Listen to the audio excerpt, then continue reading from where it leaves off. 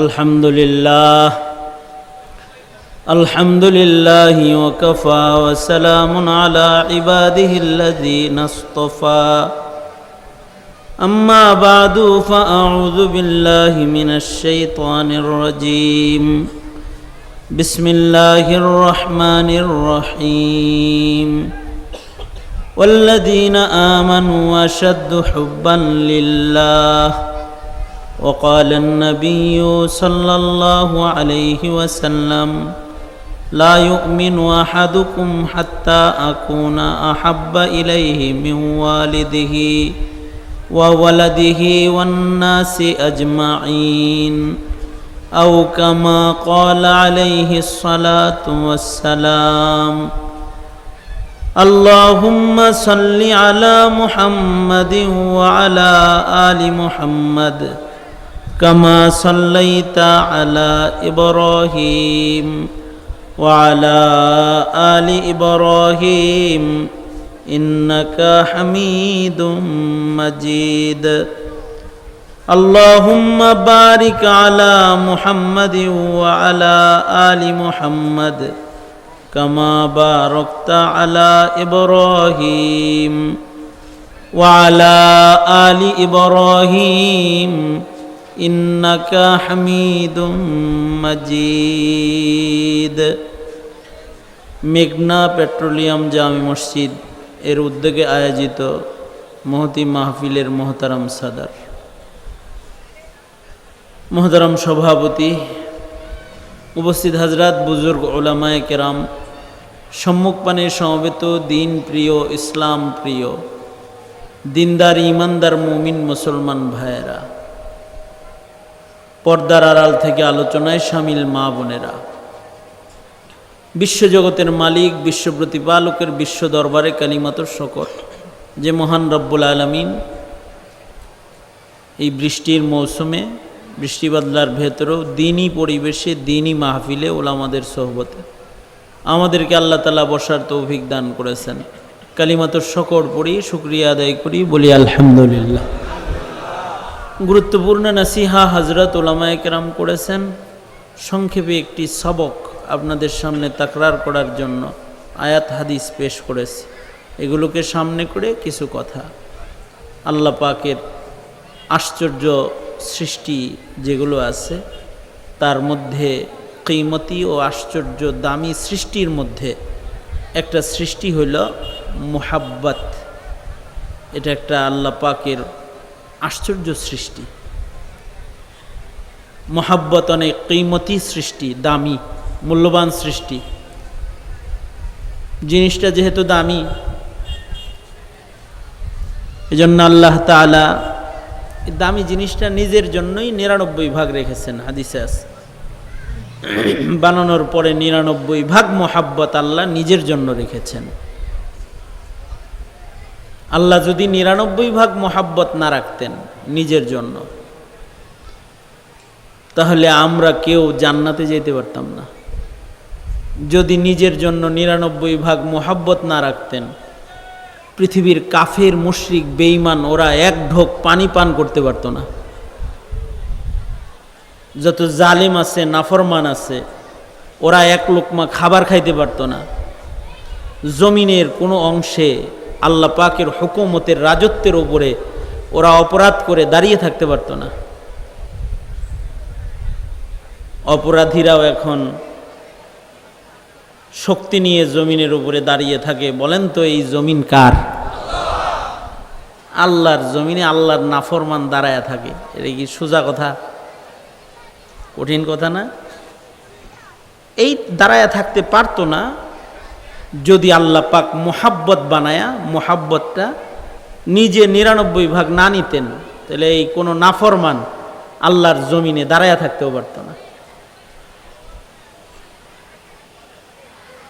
এ কারণে একটা নাফরমানের শেষ মুহূর্ত পর্যন্তও দেখেন আল্লাহ তাআলা। যদি সে আল্লাহকে ডাক দেয়, তাহলে আল্লাহ পাক তাকে মাফ করে দিবেন। এই কারণে মুফাসসিরিনদের কেউ কেউ তো তাফসীরের আবেগপূর্ণ অবস্থানে গিয়ে আল্লাহ পাকের মোহাব্বত বুঝাইতে যায় বলছেন যে আল্লাহ ইচ্ছা করলে তো ফেরাউনরেও মাফ করতে পারে না, আল্লাহ অত রহমশীল না। কিন্তু কেউ কেউ বলছে যে আমানতু বিরব্বি মূসা ও হারুন, আল্লাহর তো মোহাব্বত বেশি। এটার উপরে আবার মুফাসসিররা দলিল পেশ করছে যে আলে ফেরাউন, যেখানে আল শব্দ আল্লাহ নবীদের জন্য ব্যবহার করছে, এটা ফেরাউনের জন্য ব্যবহার করছে। বোঝা যায় যে একটা দয়া মায়া, ওই যে আমানতু বলছে যে এই কারণেও আল্লাহর আছে মোহাব্বত। আশ্চর্য জিনিস। মোহাব্বত আল্লাহ বানায়া ৯৯ ভাগ নিজে রেখেছিলেন বিধায়ী ৮০ বছর গুনাহ করার পরে কেউ যদি বলে আস্তাগফিরুল্লাহ, আল্লাহ আমি মাপ চাই, আল্লাহ পাক বলে যাও তোমার জীবনের সব গুনাহ মাফ করে দিলাম। এটা হইতো না যদি মোহাব্বত আল্লাহ না বানাইতেন। এই কারণে মোহাব্বত যদি থাকে তাহলে আর খাওয়ান লাগে না। মোহাব্বত থাকলে পরে মানুষ ক্ষুধা ভুলা যায়, খানা ভুলা যায়। মোহাব্বত, হ্যাঁ ঠিক না? দুই দোস্ত বসে রয়েছে, মোহাব্বতের কারণে খাইতে হইব যে এটা ভুলে গেছে, পরে কয় যে কিরে রাত না ১টা বাজে আমরা কিছু খাই নাই। মানে ওদের মোহাব্বতের গভীরতা ওদের খাবারকে ভুলাই দিছে। মোহাব্বত যদি থাকে তাহলে পানিও লাগে না, পিপাসা লাগে না। হাদিসে পাকে আছে যুদ্ধের মাঠে সাহাবী বলে পানি, আর একজন নিয়ে কয় নাও পানি, কিন্তু পাশে থেকে আরেকজন কয় পানি। মোহাব্বত আছে, ওর পিপাসা ভুলে গেছে, বলে ওরে দাও। এইভাবে মোহাব্বতের কারণে একাধিক সাহাবী প্রাণ দিছে কিন্তু পানি পান করতে পারে নাই, কারণ মোহাব্বতের কারণে নিজের পিপাসার কথাও ভুলে গেছে।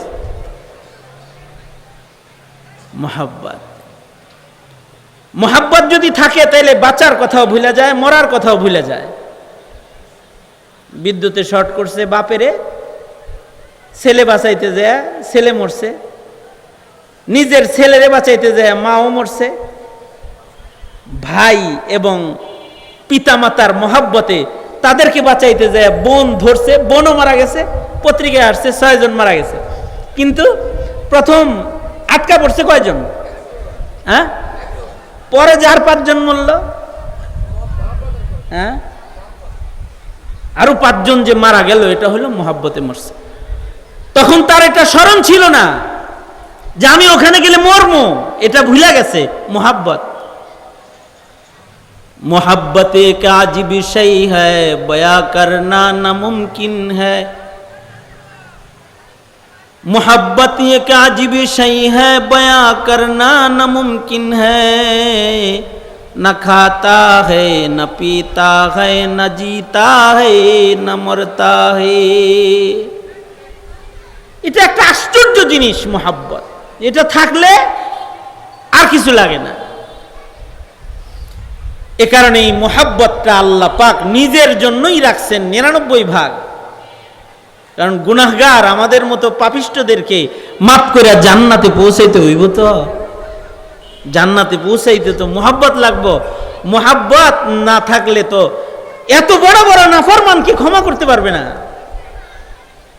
সাবাকাত রাহমাতি আলা গজাবি, রাগের চাইতে রহমত বেশি, ভালোবাসা বেশি কার? আল্লাহর। আল্লামা শেখ সাদি রহমতুল্লাহ আলাইহি বলেন, এরপরেই আল্লাহ পাক সবচেয়ে মোহাব্বতটা বেশি যাকে দান করেছেন তিনি হলেন প্যারা নবী মুহাম্মদুর রাসূলুল্লাহ সাল্লাল্লাহু আলাইহি ওয়াসাল্লাম। এরপরে ১ ভাগ মোহাব্বত যে ছিল এটারে আবার ১০০ ভাগ করে ৯৯ ভাগ আল্লাহ হাবিবুল্লাহকে দান করছেন। এটা দিছেন বিধায়ী নবীজির কাফেরের জন্য মায়া আছে।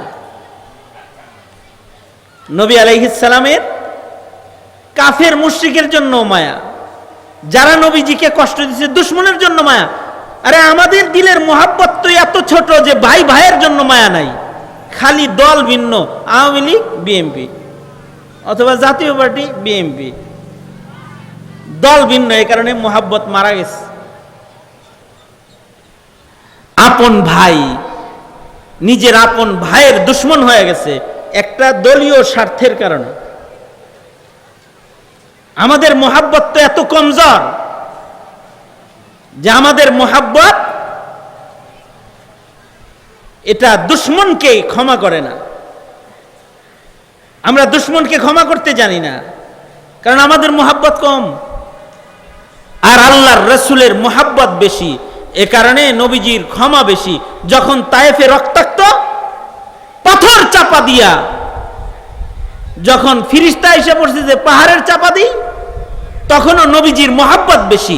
এ কারণে নবীজি বলে, আল্লাহ ওদেরকে পাহাড়ের চাপা দিয়েন না, ওরা চিনে নাই বুঝে নাই, ওদেরকে হালাক করবেন না। মোহাব্বত দোয়া করছে, আল্লাহ আপনি আমার কওমকে মাফ করে দেন।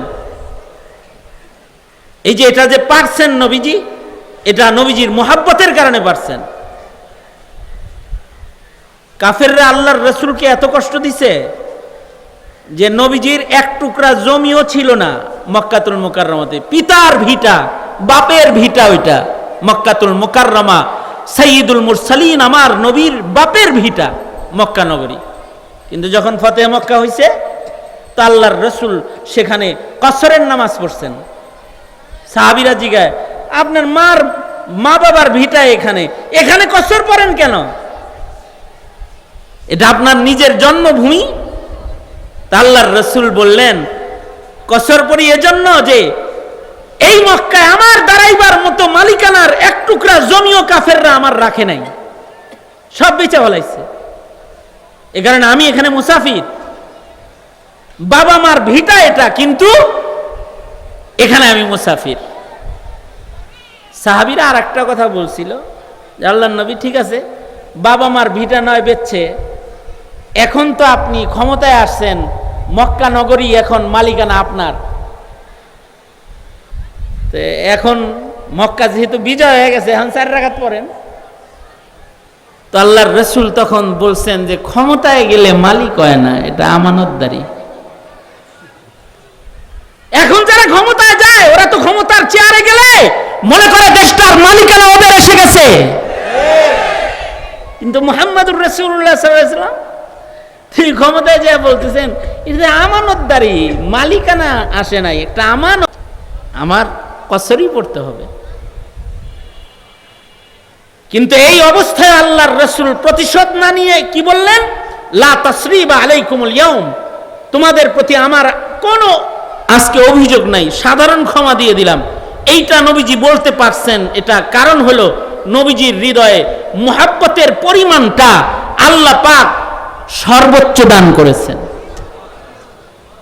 আর বলা হয় সবচেয়ে আদনা মুহাব্বত দিছে আজরাইল রে, সবচেয়ে কম মুহাব্বত দিছে আজরাইল রে। আজরাইল রে যদি মুহাব্বত দিল না, তে আজরাইলের রূহ কবজ করতে পারলো না, আদর করে একটু ডাকডুক দিতেন, কাইতে হয়ে যেত। কিন্তু আজরাইল কারোর প্রেমের আই লাভ ইউর বাতে পড়ে না কখনো, যতই বলুক I love you I love you I love you, আজরাইল এগুলো শুনে টোনে না। বলা হয় এর এইরকম থুরা একটা মুহাব্বত আল্লাহ পাক জাহান্নামের দারোগা ফিরিস্তা, পাহারাদার বড় ফিরিস্তা মালিককেও আল্লাহ পাক মুহাব্বত দিছেন। তবে এটা খুব নগণ্য, একেবারে ছোট্ট মুহাব্বত। এ কারণে জাহান্নামীরা যখন তাকে ডাকতে থাকবে, মালিক ভাই মালিক ভাই, আল্লাহর একটু কিছু কর না, এ ডাকা ডাকির 500 বছর পরে যে উত্তর দিবে, কি ডাকছিল যে কয় বছর? 500 বছর। কারণ মুহাব্বতের সীমানাটা তাকে যা দিছে আল্লাহ, এটা বড় ছোট, থলিটা ছোট। তবে আল্লাহ পাক এই মুহাব্বতের যে বন্টন করছেন এক ভাগ, সবচেয়ে বেশি মুহাব্বত আল্লাহ পাক দান করেছেন মাকে। পৃথিবীর যত মা আছে তাদেরকে মুহাব্বত আল্লাহ বেশি দান করছেন। মায়ের মুহাব্বতটাকে বলা হয় ন্যাচারাল মুহাব্বত, হুব্বে তাবেঈ, স্বভাবজাত মুহাব্বত, খোদার দান মুহাব্বত। আমি যখন গাড়ি থেকে নামছি এখানে দেখতেছিলাম একটা কুকুর তার 5টা বাচ্চাকে একসাথে দুধ পান করাইতেছে। এই এই রাস্তায় আমি গাড়ি থেকে নামছি আর দেখি কুকুর দুধ পান করায় ওর বাচ্চাগুলোকে মেন রোডে, ওর পাশ দিয়ে আমরা হেঁটে গেলাম। এই একটা কুকুর যে 5টা বাচ্চাকে একসাথে দুগ্ধপান করাইতে পারতাছে, এইটা এই কুকুরকে দেয়া আল্লাহ পাকের পক্ষ থেকে একটা তোহফা আছে, মুহাব্বত। এটা হাদিয়া দেওয়ার কারণেই 5 বাচ্চাকে একসাথে দুধ পান করাইতে পারতেছে। এটা শুধুই মাত্র কুকুর অথবা পশু পাখিকেই আল্লাহ পাক দেন নাই। আল্লাহ পাক হিংস্র প্রাণী বাঘ অথবা সিংহকেও মোহাব্বত দান করেছেন, যে মোহাব্বতের কারণে সিংহ তার বাচ্চাকে আদরে লালন পালন করে। মোহাব্বত আল্লাহ পাক মায়ের জাতকে দান করেছেন। মানুষের মধ্যেও সবচেয়ে বেশি মোহাব্বত আল্লাহ পাক পিতা মাতাকে দান করেছেন। মায়ের মোহাব্বতটা বেশি শক্তিশালী। এ কারণে আল্লাহ পাক নিজের হকের আলোচনা যেখানে করেছেন, মা বাবার মোহাব্বতের আলোচনা যুগল বানায় সেখানে করেছেন। অকাযা রাব্বুকা আল্লা তা'বুদু ইল্লা ইয়্যাহ ওয়া বিল ওয়ালিদাইনি ইহসানা। আল্লাহ নিজের হক যেখানে আদায় করতে বলে যে আমার একাত্মবাদের হিফাজত করো, সেখানেই বলে ওয়া বিল ওয়ালিদাইনি ইহসানা, মা বাবার সাথে ভালো ব্যবহার করো, সুন্দর আচরণ করো। কারণ মা বাবার হৃদয়ে মোহাব্বতটা আল্লাহর দান সন্তানের জন্য, যেটাকে হাদিসের ভাষায় বলে আল হুব্বুত তাবঈ, ন্যাচারাল মোহাব্বত। এটা খোদার দান। এ কারণে বাপেরা সন্তানদের জন্য সারা জীবন কুরবানি দিয়ে যায়। বাপ যতটুকু কুরবানি দেয় তার চাইতে অনেক বেশি কুরবানি দেয় হলো মায়েরা সন্তানদের জন্য। এ কুরবানি কেন দিতে পারে? মায়ের হৃদয়ে আল্লাহ মোহাব্বতের একটা টুকরা নিজের হাতে ঢুকায় দিচ্ছেন সন্তান দেখার আগেই। এখনো সন্তানের জন্ম হয় নাই, সন্তান পেটের ভিতরেই আছে, নড়াচড়া বন্ধ করে দিলে মা পাগল হয়ে যায়।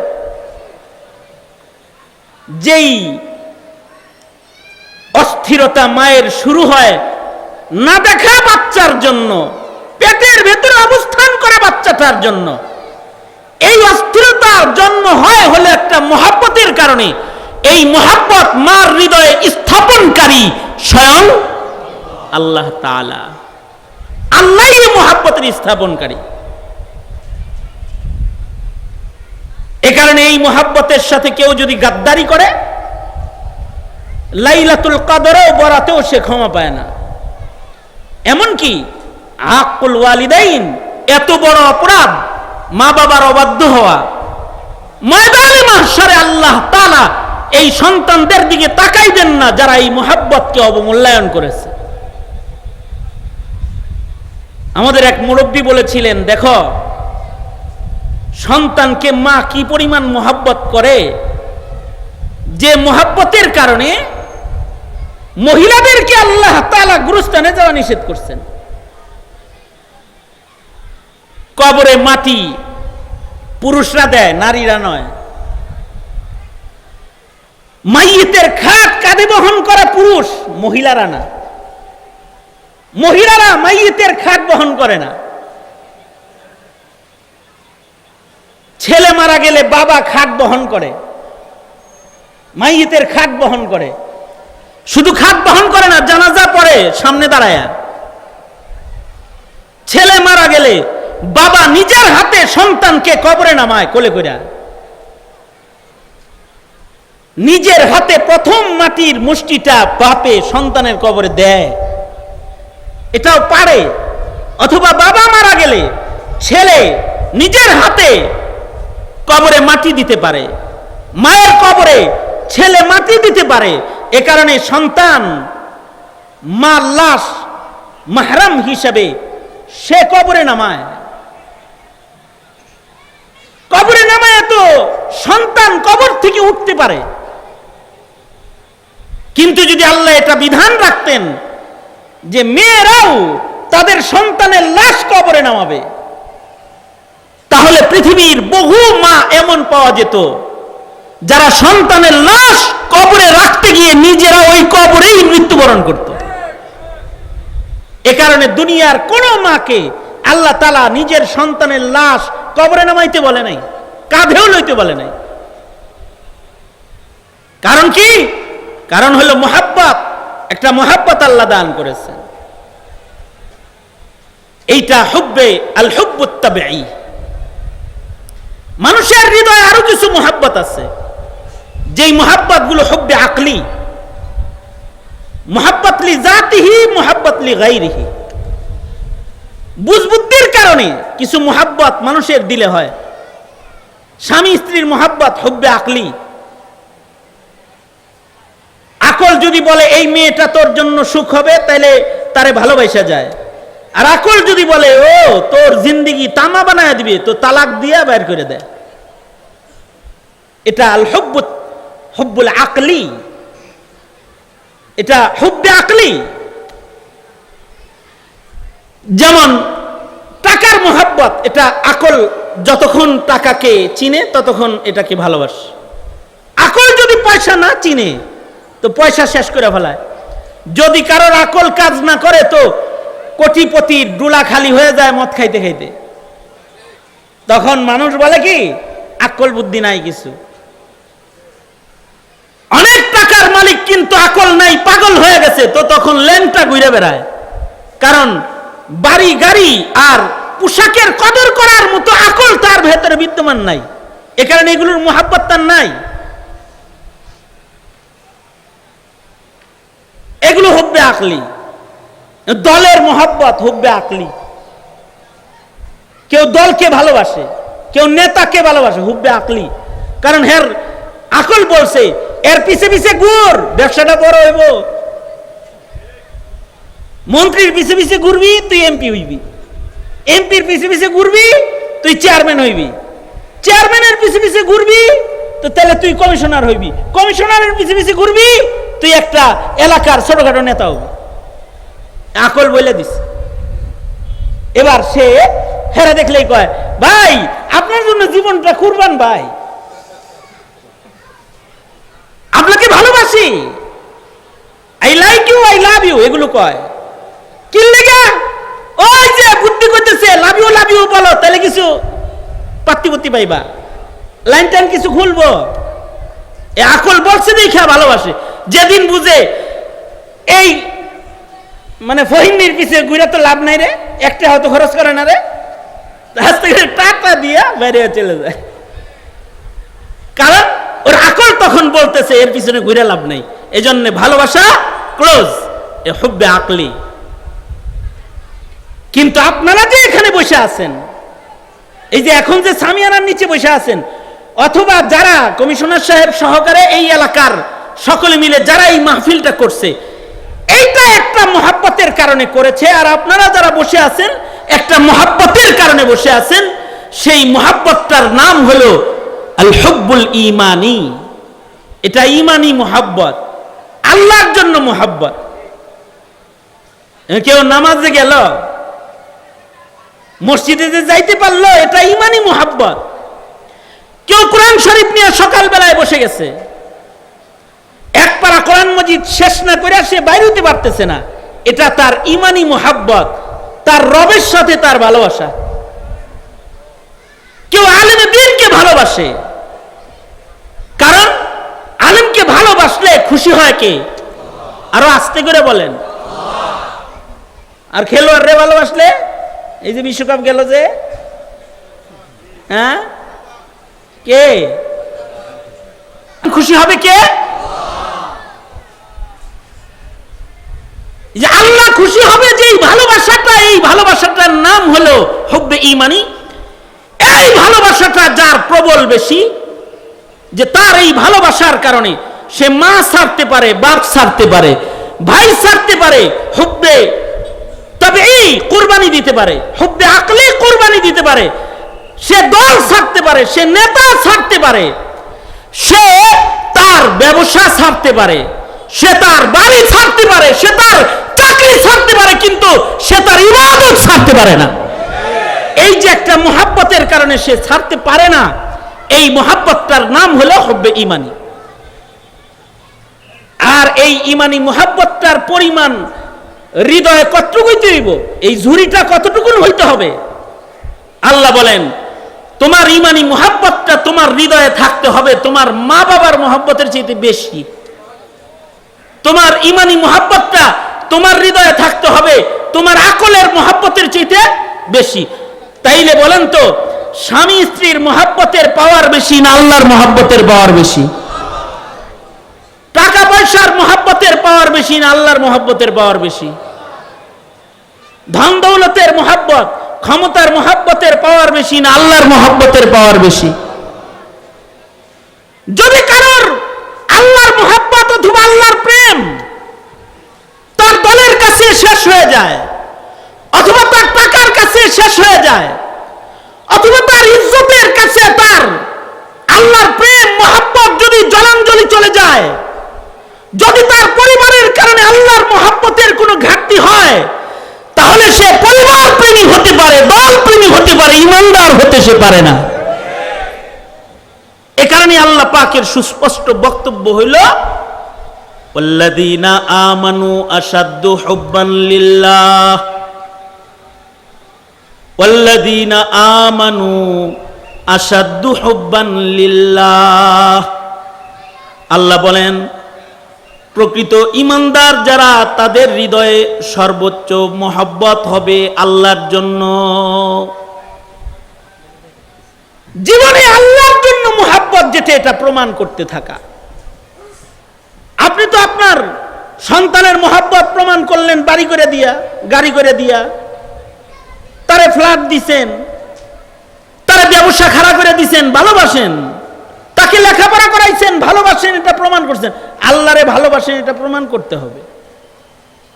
আল্লাহর ভালোবাসাটা প্রমাণ করবে বান্দা কি দিয়া? যেই কাজ করলে আল্লাহ খুশি ওই কাজ দিয়া, যেই কথা বললে আল্লাহ খুশি সেই কথা দিয়া, যাকে ভালোবাসলে আল্লাহ খুশি তাকে ভালোবাসা। এ কারণে আল্লাহর রাসূল দোয়া করতেন, আল্লাহুম্মা ইন্নী আসআলুকা হুব্বাকা ওয়া হুব্বা মান ইউহিব্বুকা ওয়া হুব্বা আমালিন ইউকাররিবুনি ইলা হুব্বিকা। প্রতিটা মুমিনের হৃদয়ে নেক কাজের মহব্বত, নেককারের মহব্বত, এগুলো ঈমানি মহব্বত। এ কারণে অনুভব করা শিখুন যে আপনার কি নামাজের জন্য মায়া লাগে কিনা। যদি না লাগে তাইলে বুঝতে হবে ঈমানি মহব্বতটা কমজোর। আপনার কি কোরআন পড়তে মনে চায় কিনা, যদি না চায় তাহলে বুঝবেন ঈমানটা কমজোর।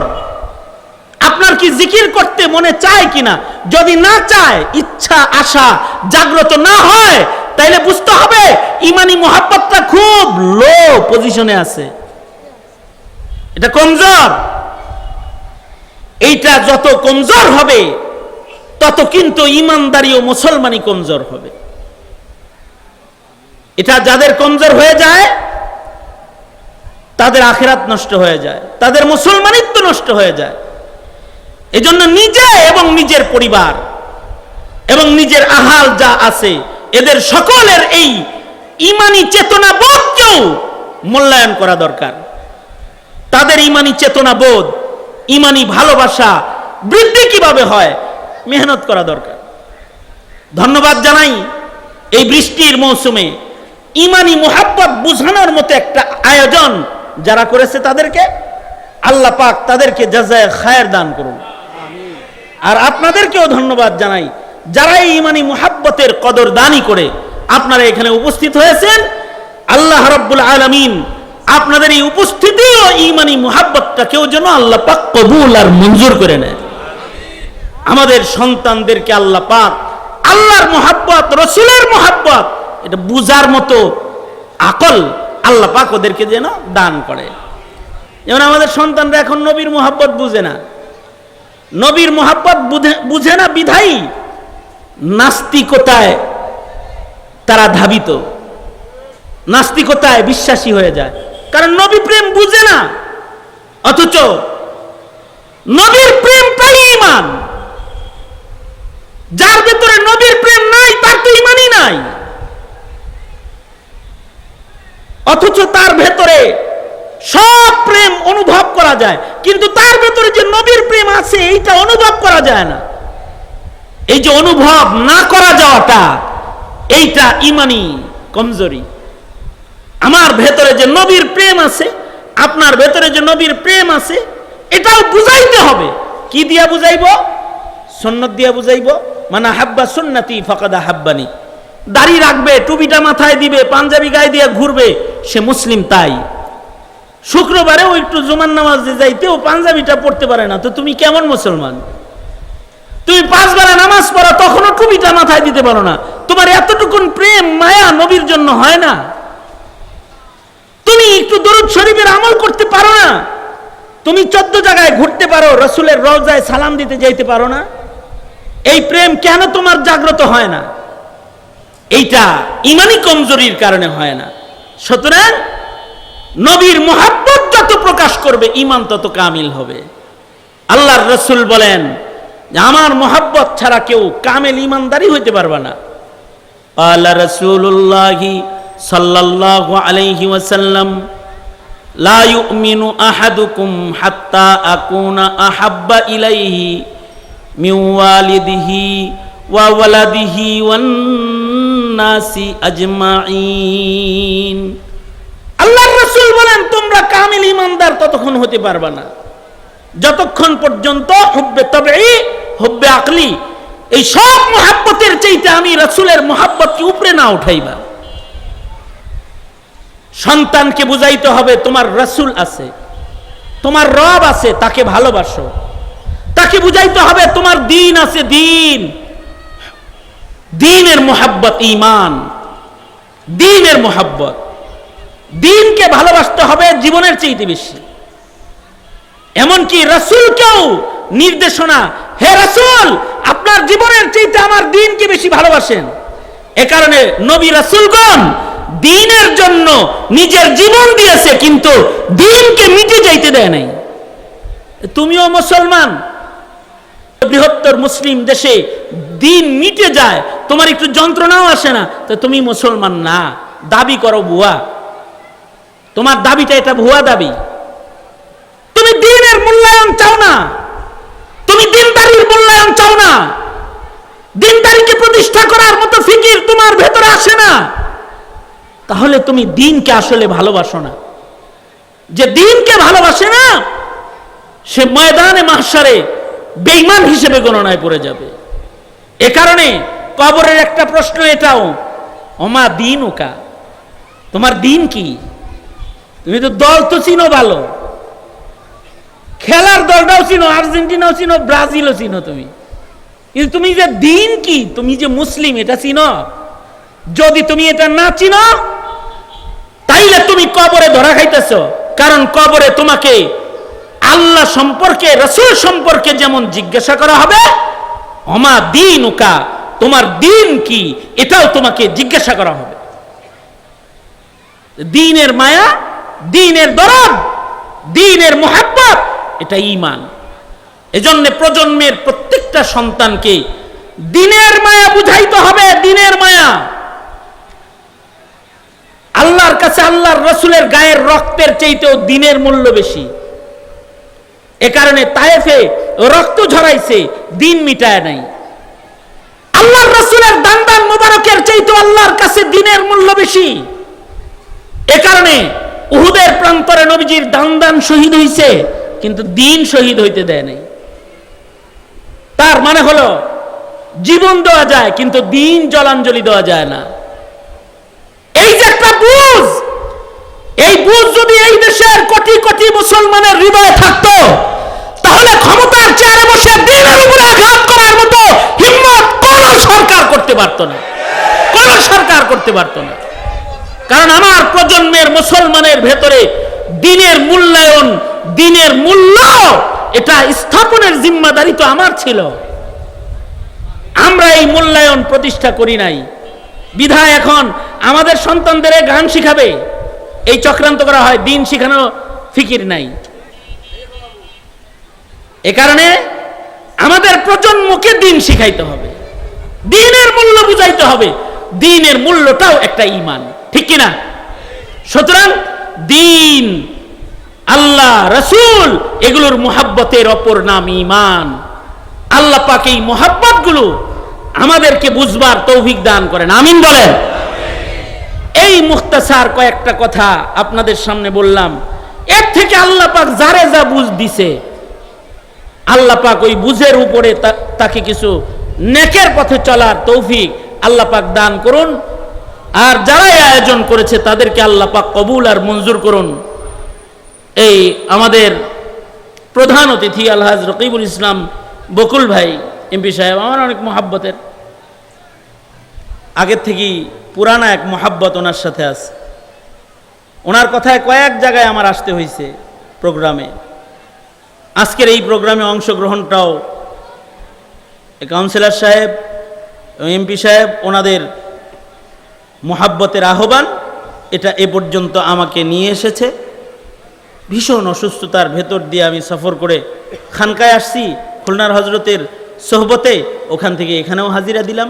আসার কথা ছিল না, আমার 1 বছরের প্রোগ্রাম ক্যান্সেল করে দিছি আমি শারীরিক অসুস্থতার কারণে। আল্লাহ পাক আনছেন, কিছু কথা বললাম, যা বলেছি আল্লাহ পাক এর থেকে সকলকে উপকৃত হওয়ার তৌফিক দান করেন। বলনেওয়ালা শুননেওয়ালা সবাইকে আল্লাহ পাক উপকৃত করেন। আলহামদুলিল্লাহি রাব্বিল আলামিন, ওয়াসসালাতু ওয়াসসালামু আলা সাইয়্যিদিল আম্বিয়া ওয়াল মুরসালিন মুহাম্মাদিন ওয়া আলা আলিহি ওয়া আসহাবিহি আজমাইন। ربنا آتنا في الدنيا حسنة وفي الآخرة حسنة وقنا عذاب النار। রব্বুল আলামিন গোছালো সুন্দর একটি আয়োজন বৃষ্টির মৌসুমে তোমার বান্দারা এখানে করেছে। এলাকার সন্তান, সাবেক কাউন্সিলর সাহেব সহকারে এলাকার নেতৃবৃন্দরা মেহনত করেছে। ইয়া আল্লাহ, ওলামায়ে দ্বীন এলাকার প্রবীণ নবীন ওলামারা এখানে হাজিরা দিয়েছে, নিগরানি করেছে।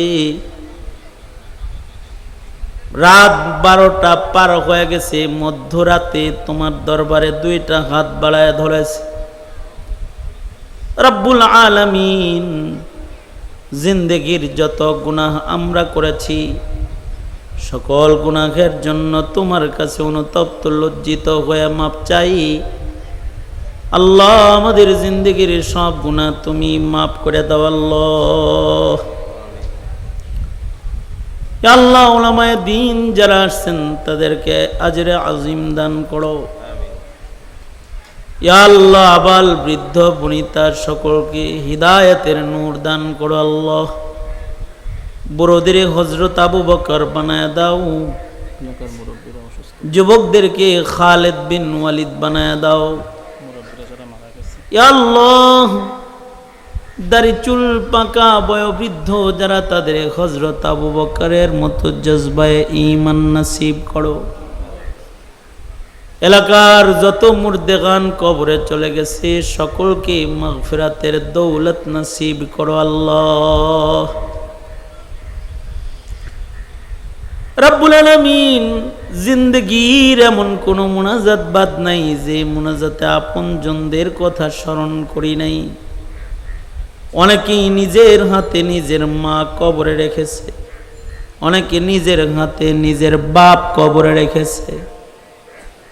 আল্লাহ, অনেকে মা বাবা দুজনকে কবরে রেখেছে। যাদের মা বাবা অন্ধকার কবরের বাসিন্দা হয়ে গেছে, আল্লাহ তাদের মা বাবার কবর জান্নাতের বাগান বানায় দাও আল্লাহ। যাদের পিতা মাতা অসুস্থ অবস্থায় বিছানায় পড়ে আছে তাদের শিফা দাও। যাদের ঘরে অসুস্থ রোগী আছে রোগ মুক্ত করে দাও। অভাবীর অভাব দূর করে দাও। ব্যবসায়ীর ব্যবসায় বরকত দাও। চাকরিজীবীর চাকরিতে বারাকা দান করো আল্লাহ। রব্বুল আলামিন, ইয়া আল্লাহ, সকলের মনের নেক আশাগুলোকে কবুল মঞ্জুর করে নাও। এই মুহূর্তে আমাদের সালাম প্যারা নবীর রওজায় আতহারে পৌঁছে দাও। শেখ রুহুল আমিন শেখ, জব্বার শেখ, আব্দুল জব্বার সাহেব অসুস্থ, ইয়া আল্লাহ তাকে সুস্থ করে দাও। মরহুম শেখ রুহুল আমিন সাহেব সহকারে যত মরহুমরা কবরে চলে গেছে, ইয়া আল্লাহ তাদেরকে মাগফিরাত দাও। শেখ নুরুল ইসলামকে মাগফিরাত দান করো। লুকমান হোসেন, লুকমান হোসেন সাহেবকে মাগফিরাত দিয়ে দাও আল্লাহ। অসুস্থ অবস্থায় আরো যত অসুস্থ রোগীরা হসপিটালে রয়েছে তাদেরকে শিফা দান করো আল্লাহ। আয়োজক সুলতান মাহফিল একটু উনি অসুস্থ, আল্লাহ তাআলা শিফা দান করেন। মাহফিলের আয়োজন সুলতান সাহেব অসুস্থ, শিফায়ে কামিলা আজিলা নসিব করো আল্লাহ। রব্বুল আলামিন যত জনায় দোয়া চেয়েছে, যারা দোয়ার হক রাখে, দোয়ার আশা রাখে, সকলার হকে দোয়া কবুল মঞ্জুর করো আল্লাহ। এলাকার নওজওয়ান যারা মাহফিলের জন্য শ্রম দিয়েছে, মেহনত করেছে, ইয়া আল্লাহ এই যুবকদেরকে নেককার ৫ ওয়াক্ত নামাজি যুবক বানায় দাও আল্লাহ। ইয়া আল্লাহ পিতামাতার আদর্শ সন্তান হিসেবে ওদের কবুল মঞ্জুর করে নাও। ইয়া আল্লাহ কাউন্সিলর সাহেবের মামা অসুস্থ, ইয়া আল্লাহ চিকিৎসাধীন, শিফায়ে কামিলা আজিলা নসিব করো আল্লাহ। রব্বুল আলামিন এই মুহূর্তে আমাদের সালাম প্যারা নবীর রওজায়ে আতহারে পৌঁছায় দাও। ইয়া আল্লাহ সকলকে বাইতুল্লাহর জিয়ারত নসিব করে দাও। ইয়া আল্লাহ ইবাদতের মজা সকলের তুমি দান করো আল্লাহ। গুনার ঘৃণা সকলের দিলের ভেতরে বসায় দাও। আল্লাহুম্মা ইন্না নাসআলুকাল জান্নাতা ওয়া রিযাকা ওয়া নাউযু বিকা মিনান নার। আল্লাহুম্মা আফিনা ফি